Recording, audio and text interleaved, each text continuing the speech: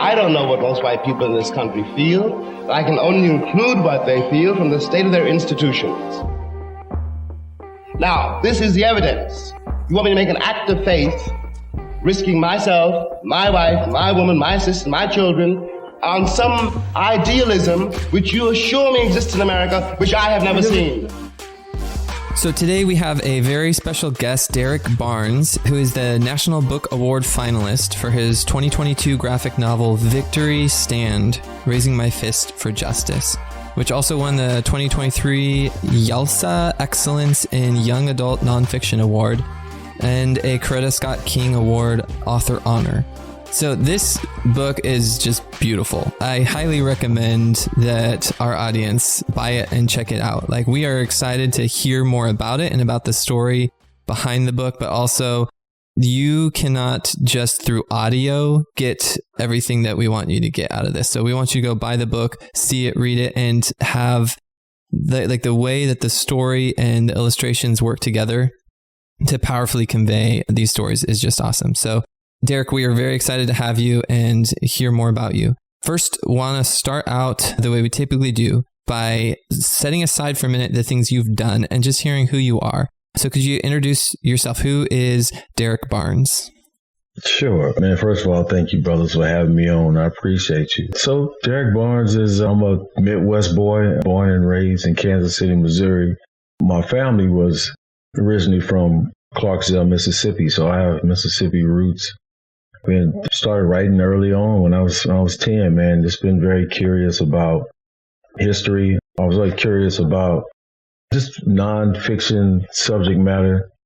I've always been a information junkie, information nerd.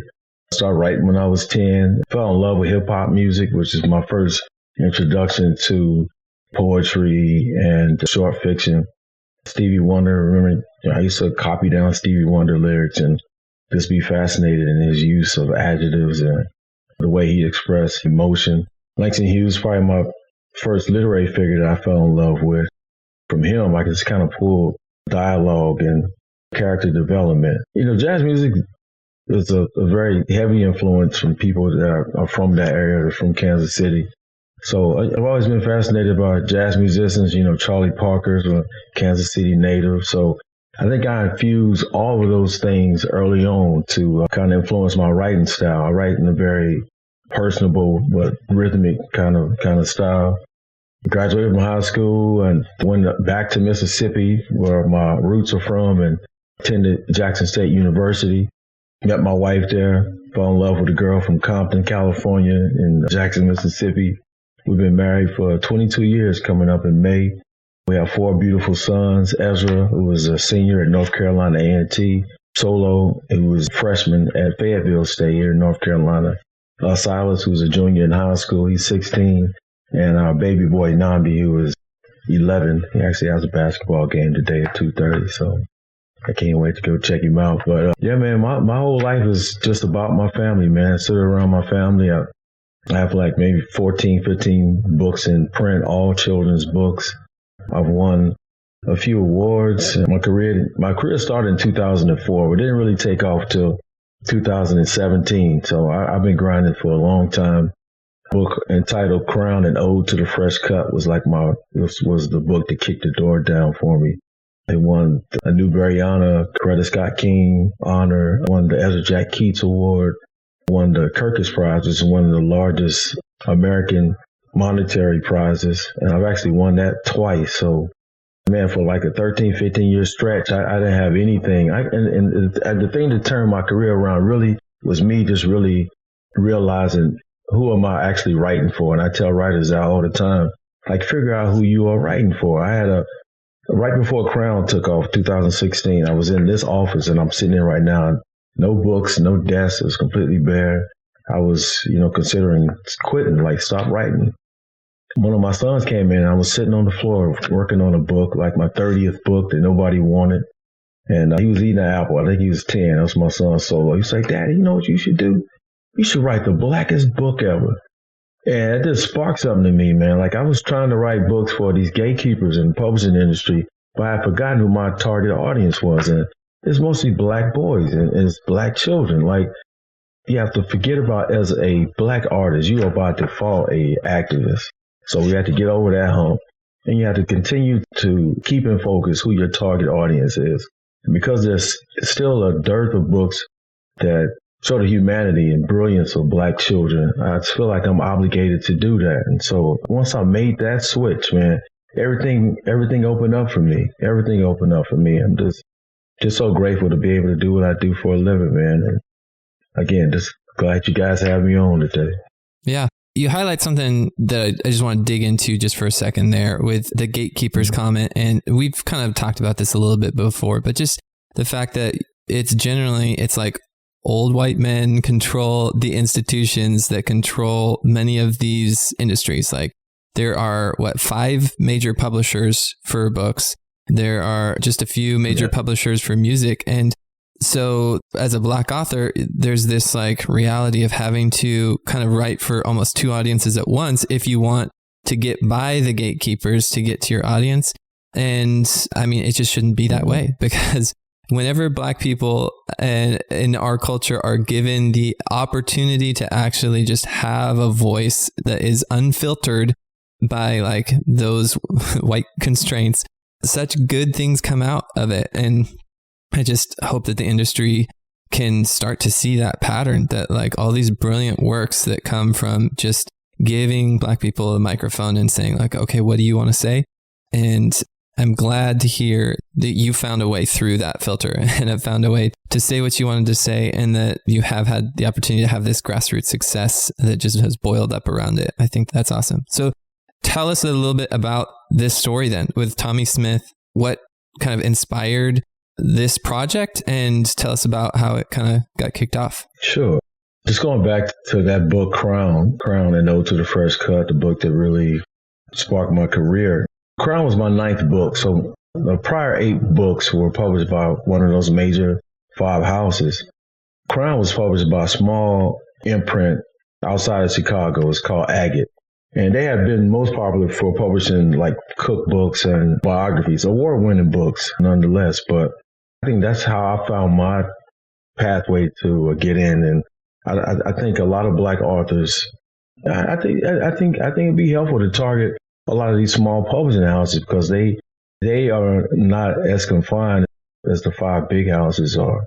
They will take risks and take chances. And the fact that the book won so many awards really allowed some editors at the larger houses to open their arms to me, that this could happen with a smaller house. It could happen in one of these larger houses. So in 2018, when all the award ceremonies were happening, my agent took me around to, it's the American Library Association conference. It was in the spring. She took me around to all the different houses, and we were like maybe 50 yards away from the W.W. Norton and the Norton Young Readers Table. And my agent asked, hey, I've been offered to find the author to co-write a children's book with the 1968 Olympic Tommie Smith. You think you'd be interested in that? And before I knew it, we were at the Norton table, and I just said yes. And that's exactly how it happened, man. It was just a spur in the moment thing. She knew I would be the right author for this project. And so I guess late 2018, I had a chance to go to Stone Mountain, Georgia, where Dr. Smith now resides. Beautiful home. He and his wife, they were so gracious and so kind to me. And I went down there like 3 times, but that first time was very memorable, man, because she made dinner for me. I brought flowers, and he took me down to his man cave where all of his trophies are and all of his fan art. And I was really geeked out just to meet this guy, because, before then, when you see that 1968 image, it looks like 2 Black Panthers qualified for the Olympic Games. And so, you always have that image like this is a powerful protest image, but you never knew the story behind it. So when I got a chance to sit down with him and take notes, man, after like 20 minutes, I put my pad and pencil down, I put my phone down, which I had on record. And I just realized, man, this is just a country boy from Texas, man. And he could have easily been my uncle. He could easily be my father. And he was so excited to actually talk about that day. And I felt like going into it that he would probably be tired of talking about it, but he was so excited to talk about that day. He's a very thoughtful man. He's a gentleman. He's very much into the physiological aspect of athletes and how the human body works. And I've learned so much just from touring with him. Again, just realizing that all of us have a God-given ability. And it's up to us to realize how we're going to use our ability to connect with other people to change the world. He was blessed with the gift of speed. And he had to win that race that day in order to be on that number one podium, in order to raise his fist that day. So I realized a lot from working with him about where we are, where we're supposed to be, and how we're supposed to utilize what we've been given in order to change the world. And I learned so much about writing this book. It's just been a privilege, man. Mm-hmm. Yeah, I think a thread that ties together a couple of things you just said is just that combination of like the hard work that goes in on the front end. Like you had to write all these books and do all this hard work on the front end in order to get that opportunity. The introduction to Tommie Smith kind of was in some ways luck, but it was luck that was built upon all this foundation that you had laid of hard work that you had put in.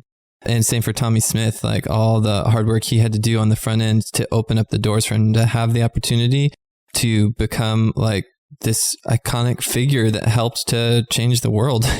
And it was built on this foundation of how many thousands of hours of running. And I think that's just a powerful reminder to people who are chugging away at their careers or trying to make it, to lay that foundation of the hard work, that there is like an aspect of luck, but it's built on this foundation that you had all this diligence to lay. I think that's really cool testimony to the work that you guys put in. So then you had this time with Tommie Smith. What is something that kind of was different about him and his story than what you, because I'm sure you kind of looked up his story somewhat beforehand. So going into that and meeting him and hearing it from him, what are some things that were different or that stood out to you? And how did you go about trying to capture some of that in your book? I took a ton of notes, man, and he even had some handwritten notes that he sent me. So I've put those away in a secret location and locked them up. But I devoured his autobiography. It's entitled Silent Gesture, and I've marked that book up. I bought it digitally, and I just kind of consumed his whole life, really. We would go out and do speaking engagements. When people would ask him questions, I would jump in and answer like I was an expert, on his life. The thing that really ties his story into protests and resistance to the current day athlete, I think he was the first one really to sacrifice not only his career, but his whole life in order to use his platform to raise people awareness about racism, racial injustice. I try to tie in a lot of different events along his own personal timeline, like where he was when he was in high school and college and all these different events. And at the same time, 4 little girls in Birmingham were killed in a bombing. At the same time, John Lewis, who was not a congressman at the time, walked across the Edmonds Pettus Bridge. At the same time, he was in high school during this time. Medgar Evers was assassinated outside of his home. So all these things were kind of building up in him because he's from a large sharecropping family. There was 12 kids in his family, and his parents never really talked about race. They never talked about politics, but he was a very curious child, very curious young man, and he did a lot of self-study. And so they just kind of met at a certain apex when he enrolled at San Jose State. And he realized at that moment, the more he learned about his history and the more he realized how his celebrity as an American athlete can both be kind of used in order to bring awareness to these things. During that period of time in the 1960s, he had a ton of black athletes who were using their platforms, Bill Russell, Lou Alcindor, Muhammad Ali, obviously, and they knew the power of their platforms, that black athletes were not just supposed to be used as entertainment. Like we all come from these same environments where these lynchings and these bombings are happening. And if we don't utilize our platforms in order to say something, then what good are we? And I think he realized that at the age of 24, that day in Mexico City. It had obviously led up to that moment, but his life is a perfect example and a perfect tale of, again, how we come to realize what our God-given abilities are supposed to be used for. And I love hearing him speak because he reminds you of that old Southern wise. He really could be a pastor, to be honest with you, but it really touches me when he talks about his sacrifice and the things that he had to go through after the Olympics, when he was kind of blackballed, exiled, he couldn't get a job and those things. And that was actually his last race that he ever ran at the age of 24. That was one of the things that really blew my mind. I didn't realize that before I started working on this project. Hey guys, it's Garen. Before we jump in, I wanted to let you know about another little project that we have. A lot of our audience is coming from a Christian perspective, and whether that's you or not, you may be interested in trying to get a better understanding of what the Bible says and teaches. We have a lot of American filters that the Bible has been passed through. As it's been read and understood for so long in the American context, we can lose sight of what it actually meant to the original audience. And so that's something we're trying to recover and explore. So we started a new podcast called Bible Words, where we look at different biblical terms like justice, the nations, or even how the Bible addresses slavery. The episodes are short and the first couple are already live, so you can check out Bible Words wherever you listen to podcasts. It was like that basically, he sacrificed his career in order to have that one moment of protest. Yeah. And it's crazy to me, some of the things that were like world bending back then. Like, even we recently did an episode on Medgar Evers, and him applying to the University of Mississippi was like news, front page news all across the state, just applying to this school.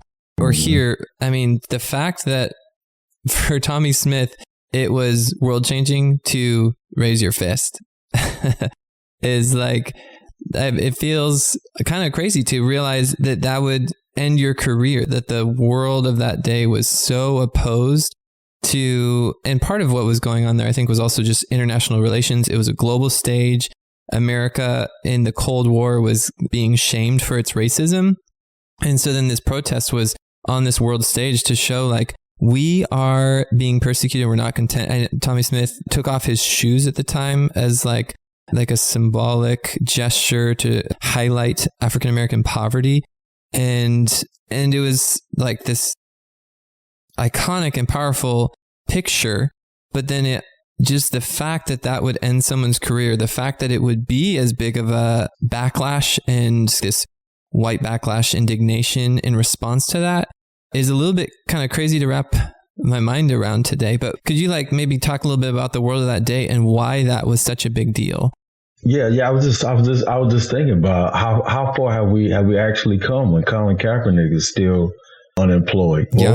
We're silent. We're silent gestures, and I really believe it. When we first started hearing about Colin Kaepernick and why he couldn't get a job, we were blaming the owners of these NFL teams. And after I kind of dug into that situation a little bit more, I just kind of realized that those 32 owners are not equipped to face the real issue. And the real issue is American citizens, really. Like, the owners are trying to win championships, but more so they're trying to make money. And if they're predominantly white male demographic ticket buyer could care less about Colin Kaepernick protesting police brutality, then they would have signed them. But we're talking about like a deeper national issue. The fact that there have been NFL athletes who have killed people in DUI accidents, who have beat their wives, who have abused their children, and they still play football, and none of the fans care. But this man knelt during the national anthem, and he hasn't played football in almost a decade. So how far have we really come, you know? Yeah. Same thing with Dr. Smith. Yeah. Oh, I think that's a really good point. I think back about just some of the blatantly racist things that Southern politicians would say back in the 60s. And it's on one level easy to say like, that was a terrible person. But then to realize like, we're all implicated by that because he's saying that knowing that that's who his voters are going to vote for. Like, politicians highlight like what the voter base is wanting. And so like when the politicians would say those racist things, it's like that implicates the entire society that's voting for them. Yeah. And in the same way what you're describing, it's so true that and NFL owners are responding to their demographic and their monetary incentives. And so it implicates all of us. It's not just one owner who's a bad actor. It shines a spotlight on where we're at in this fight to respect dignity of Black lives. Yeah, it's powerful. Yeah. I want to talk about the format of this book. Initially, I was thinking of doing a traditional middle grade novel, and then I thought about writing a book in verse. But the idea came to me just from researching some graphic novels. I was reading a graphic novel on Frederick Douglass, a graphic novel on Satchel Paige, and then there was a graphic novel called Chinese Born American, which has won a ton of awards. And I was just trying to figure out format. And the graphic novel format just fit perfectly because the fact that Dr. Smith was once the fastest man on the planet. He was the first person to run a 200-meter race in less than 20 seconds. So I think the format just fit perfectly. And his record stood until like 2010. Yeah, a long time, man. Yeah, long time for that record to stand. The crazy thing about him breaking the record is he was actually injured in the semifinals. He hurt his groin. So I didn't know that before I did research. He actually shouldn't have even ran that race. But when he was describing to me, and I go back to my notes, he was describing to me how he was able to recover in less than 2 hours. He was talking about his body like it was a Ferrari.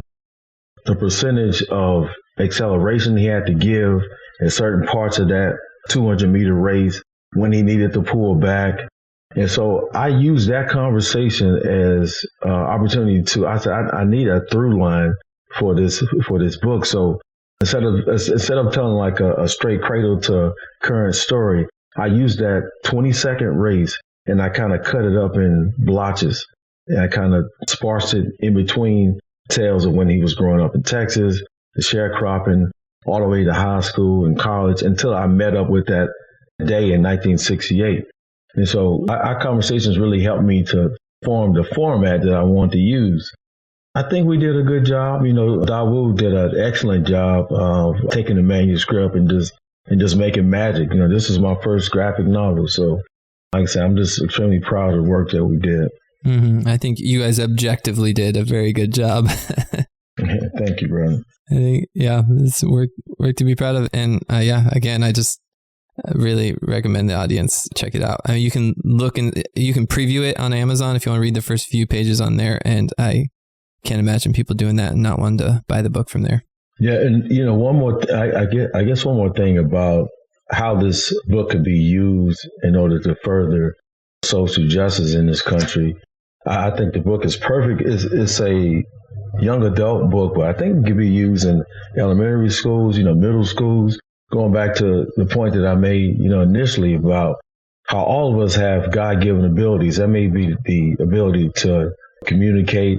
It doesn't have to always be a performative skill like track and field or being a good vocalist or being able to write. But whatever you've been blessed with, I think, first of all, we need to educate ourselves, you know, and the country is starting to ban a lot of books in different states and whatnot.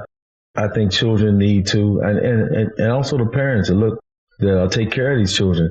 You have to do an excellent job of going outside of the education system, unfortunately, and providing your children with books about the true history of this country. That's the first thing we have to do. And then second, with all that information that you have about the true history of racism in this country, take your God-given abilities, and I don't care if it's at your school or in your neighborhood or citywide, nationally, and actually do something.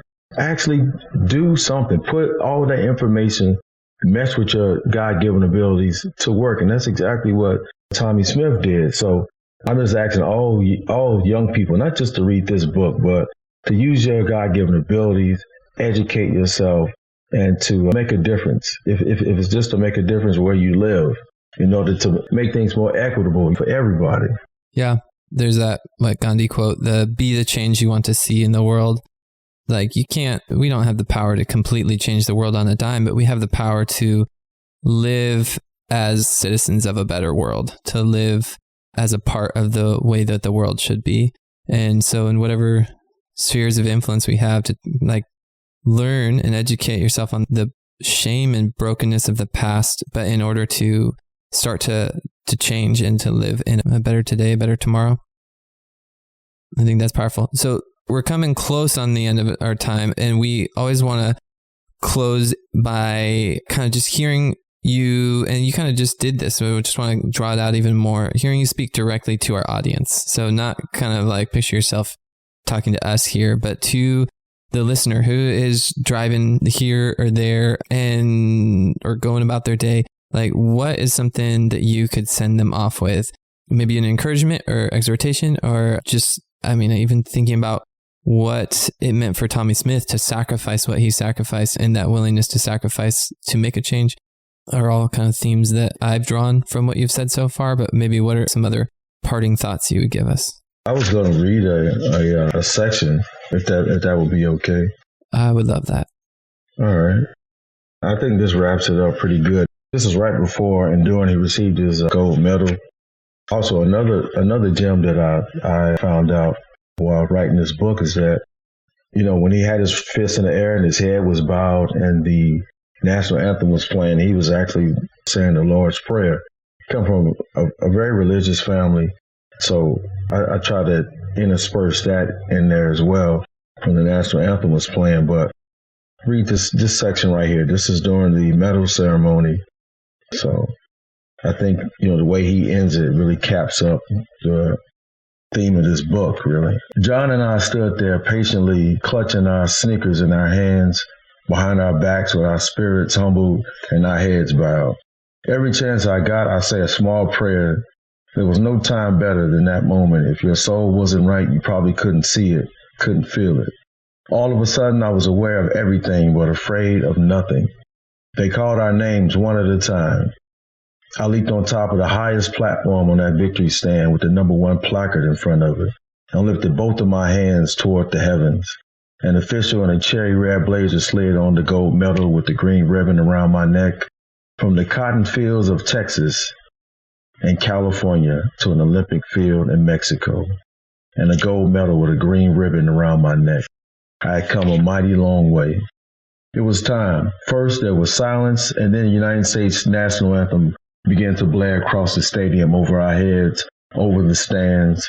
John and I shared a pair of black leather gloves. He wore the left one, and I had on the right. I clenched that fist with the black glove so tight I could feel my knuckles pop and the tips of my nails pierce my palm. I held it up like a torch, defiant.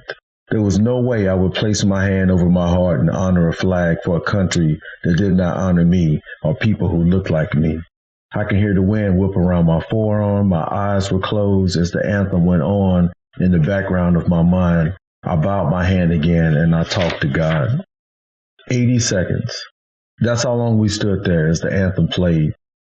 Those fists in the air were dedicated to everyone at home back in the projects in Chicago, Oakland, and Detroit, to everyone in the boroughs of Queens and Brooklyn, to all of the brothers and sisters, fathers and mothers in Birmingham, Atlanta, Dallas, Houston, St. Louis, New Orleans, to everyone struggling, working their fingers to the bone on farms across America, to everyone holding out hope that things would get better. That was for you, from John and me. We had to be seen because we were not being heard. That was the end of the 3rd chapter. Victory stand, raising my fist for justice. Wow. How can we direct our audience to follow you and support you? I mean, obviously, we'll put the link to the book in the show notes, but do you have social media or other places that we can continue to follow you? Yeah, I'm most active on Instagram. You can find me at author Derrick D. Barnes, all lowercase. And my website is Derrick D. Barnes. D is my middle initial, DerrickDBarnes.com. Yeah, those are 2 places to find me. That's great. Well, thank you so much. We really appreciate your time and yeah, appreciate you bringing to light a story that continues to have such value, like you said, such relevance to today. Thank you. Thank you, guys. Thanks for having me. Yep. God bless.